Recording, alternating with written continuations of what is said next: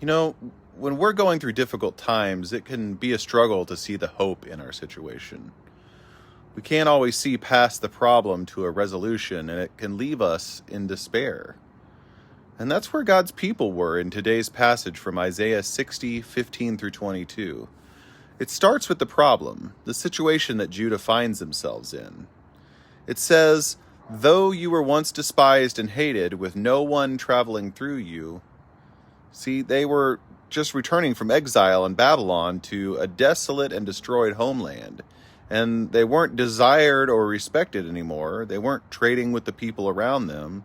And there wasn't much reason to go through their land. It was a pretty hopeless situation.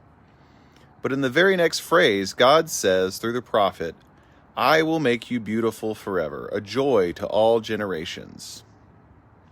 These verses go on to describe the way the standing and prestige of this nation of exiles would be regained, how their land and their wealth would be restored, and that God himself would be their everlasting light.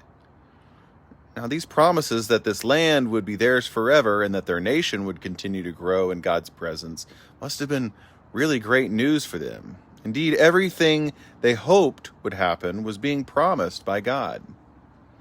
And what hope that must have brought this small group of exiles, struggling to rebuild, eking out a living after returning from captivity. That one day God would set things right.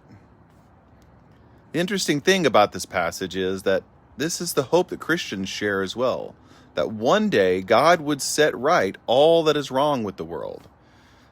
That our struggles would end, that violence would cease, that peace and justice would reign, and that God himself would be present as our light.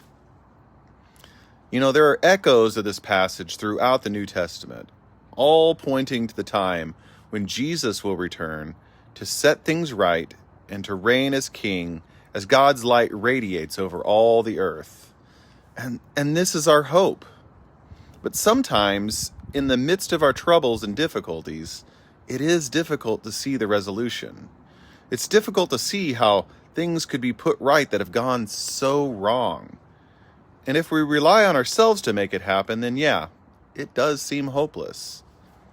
But this passage ends with the really good news. That at the right time, I, the Lord, will make it happen. I want you to let that good news sink in today. That it's not just up to us.